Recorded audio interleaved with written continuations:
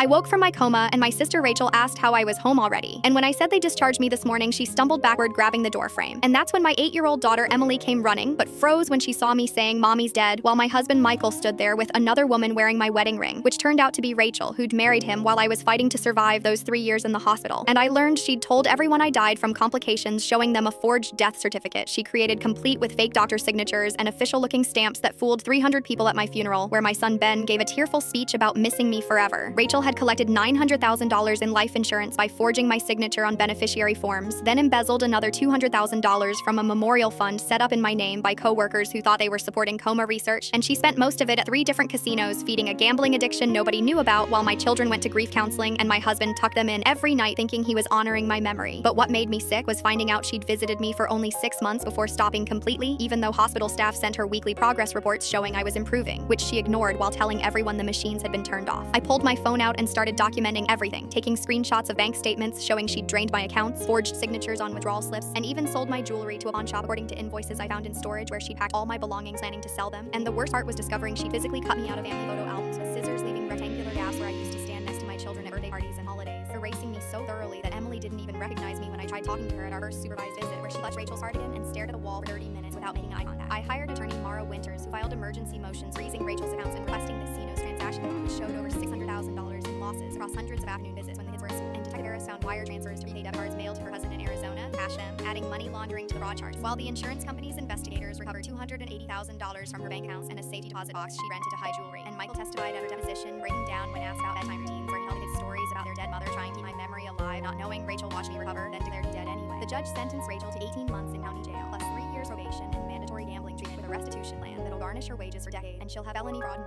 making it nearly impossible to get off or rent hard for the rest of her life. While I slowly rebuild relations with my children through twice weekly family therapy sessions, where mommy was sharing specific memories only we knew, like our secret knock in the diagonal cut hand, proving he never stopped believing I'd come back. And one Thursday during dinner, Emily reached across the table asking me to pass the salt that said mom instead of avoiding my name entirely, and I just passed it without making a big deal while Ben dumped it talking about it, and we all pretended that moment didn't happen. And now I'm living in a modest bedroom apartment, photos of me and my children hanging